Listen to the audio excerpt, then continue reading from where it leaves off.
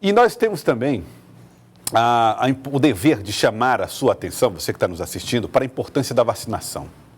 A vacinação é um dos maiores passos dados pela humanidade para garantir a proteção da população no mundo. Eu estou falando de vacinação quase que com a importância do alimento que a gente come. Então, precisa manter os cartões de vacina em dia.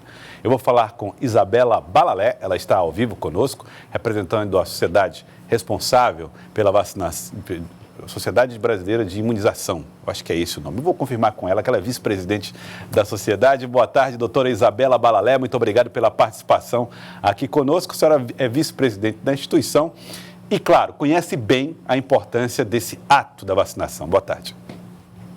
Boa tarde, Joelson. Boa tarde a todos. Obrigada pela oportunidade de falar sobre um assunto tão importante que tanto está preocupando nós todos. Vamos lá, o que vocês precisam saber, eu estou aqui vou tentar tirar todas as dúvidas, enfim, a situação que a gente vive hoje. Doutora Isabela Balalé, vice-presidente da ISBIM. Bom, primeira questão é, por que nos últimos... O Brasil sempre foi uma referência em termos de adesão à vacinação, mas por que nos últimos tempos a gente tem observado uma resistência da população em aceitar as vacinas que a protegem? Sem dúvida nenhuma, a questão das fake news, de movimentos antivacinistas que estão sendo importados dos Estados Unidos, para você ter ideia, as mensagens vêm traduzidas do inglês para o português, tem um impacto. Mas a grande parte da população brasileira, mais de 70%, em algumas enquetes, mais de 80%, confiam em vacina. Um fenômeno que a gente vive hoje, e a gente fala que as vacinas são vítimas do seu próprio sucesso, é que ninguém teme mais as doenças. E se você perceber, Joel, se a gente tem um monte de experiências em relação a isso, as pessoas procuram as vacinas quando estão com medo de adoecer. Por exemplo, agora, tudo que se quer é uma vacina contra a Covid-19. Não temos, infelizmente. Em 2017, quando tivemos o surto de febre amarela, e aí ainda vivemos surto de febre amarela no sul do país, mas já não está mais na mídia, né? Então as pessoas não sabem, eram filas e filas, brigas. Quem tinha contraindicação brigava pelo direito de vacinação. Então esse é o país. Não é o país, essas são as pessoas, o ser humano é assim, né? Pensa em prevenção quando o risco bate na porta.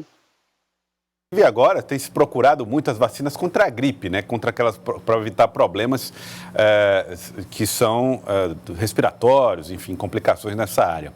A senhora acredita que o brasileiro, e a senhora falou dessa espécie de tirania da própria vacina, à medida que a vacina funciona mais, as pessoas vão perdendo o medo de vacinar. A senhora acredita que a rede pública, o brasileiro na ponta, está sendo bem orientado pelos próprios profissionais de saúde? Como é que a senhora observa fragilidades nessa informação?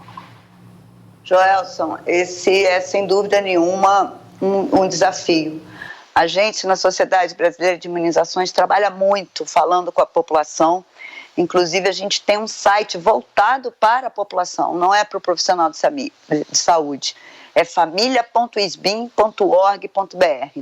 Ali tem tudo sobre vacina, sobre o que você tem que tomar, os riscos, os benefícios, etc.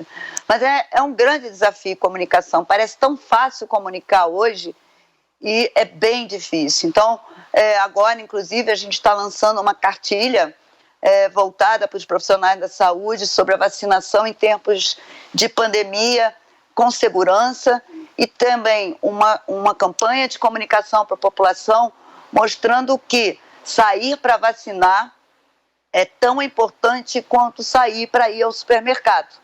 E que se a gente não vacinar as nossas crianças, as nossas gestantes, aliás, vocês estavam falando de aleitamento, né? A vacina enriquece o leite materno. A gestante recebe as vacinas, ela transfere anticorpos, quer dizer, proteção para o bebê ainda no ventre e depois através da amamentação. Então, assim, essas informações a gente trabalha muito e precisa trabalhar mais e mais e mais e mais. Muita gente fala a respeito dos efeitos colaterais da vacina, né? A vacina pode provocar isso. Aqui, um dos casos mais absurdos que já se viu foi falar que a vacina provocaria autismo. Como é que se tem trabalhado contra a fake news para proteger a população? E qual é o impacto que esses efeitos colaterais de fato existem nas vacinações? A melhor forma de combater a fake news é não combatê-la diretamente, informar a população, informar sobre as coisas positivas e, é claro, esclarecer quando existe uma fake news que possa gerar qualquer dúvida. Em relação a essa história, por exemplo, do autismo, já está mais do que definido que não há relação. Isso foi um ato criminal de um médico inglês, que fez uma publicação de um artigo fraudulento. E esse foi o único artigo no mundo que mostrou essa relação. Mas é isso, quer dizer, a gente tem sim que informar a população do que é positivo e buscar dar o suporte que precisa, né? Mas também não só informar sobre a segurança da vacina. Hoje, talvez o mais importante, diante do perfil que a gente tem na população, em termos de confiança, é informar sobre as doenças. Não podemos ter poliomielite de volta. Não podemos ter sarampo, já temos. Enquanto esse início de ano, né, até agora, foram mais de 3 mil casos de sarampo. Não existe só Covid hoje. A Covid não é a única doença que mata no país hoje. Quando a senhora faz esse alerta, a Covid não é a única doença que mata no país hoje. A senhora está, de alguma maneira, chamando a atenção para algumas doenças que estão sendo negligenciadas nesse momento? Isso preocupa os cientistas e pesquisadores, doutora Isabela? Infelizmente, Joelson, eu chamo a atenção para todo o calendário de vacinação da criança, do adolescente, da gestante, do adulto, do idoso e das pessoas com doenças crônicas que têm calendários especiais para elas, como pessoas com diabetes, que vivem com HIV, com câncer, tantas outras. Eu não tenho os dados do Ministério da Saúde em relação à cobertura vacinal atual no Brasil, mas a gente recentemente viu publicados os dados de Porto Alegre. Em Porto Alegre, a cobertura para vacina contra a meningite caiu 33%. A cobertura para vacina poliomielite caiu 20% e já era baixa. A cobertura contra a vacina do sarampo, que é motivo de surto, como eu já falei, mais de 3 mil casos esse ano no Brasil, é motivo de surto em já são 20 estados brasileiros com surto de sarampo. Então, não há vacina mais importante.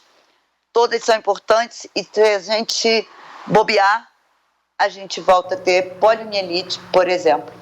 Tá aí, então. É importante confiar na ciência, doutora Isabela. Eu quero agradecer a senhora, muito obrigado pela participação e pedir para que a senhora deixe de novo o endereço eletrônico da cartilha que orienta as pessoas sobre vacinação. A cartilha vai estar no site da SBIM, que é www.sbim.org.br.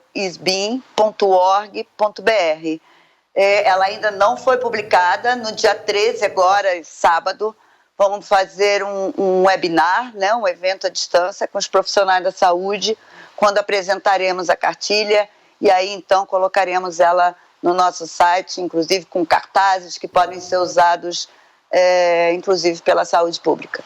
Tá certo. Muito obrigado, doutora Isabela Balalé, vice-presidente da SBIM, que é a Sociedade Brasileira de Imunização. Muito obrigado, doutora Isabela, pela participação aqui com a gente no Jornal do Piauí. Então, SBIM é S-B-I-M. SBIM. Imunização. SBIM é S-B-I-M, tá bom? Pra você não se perder na hora de escrever lá, Sociedade Brasileira de Imunologia.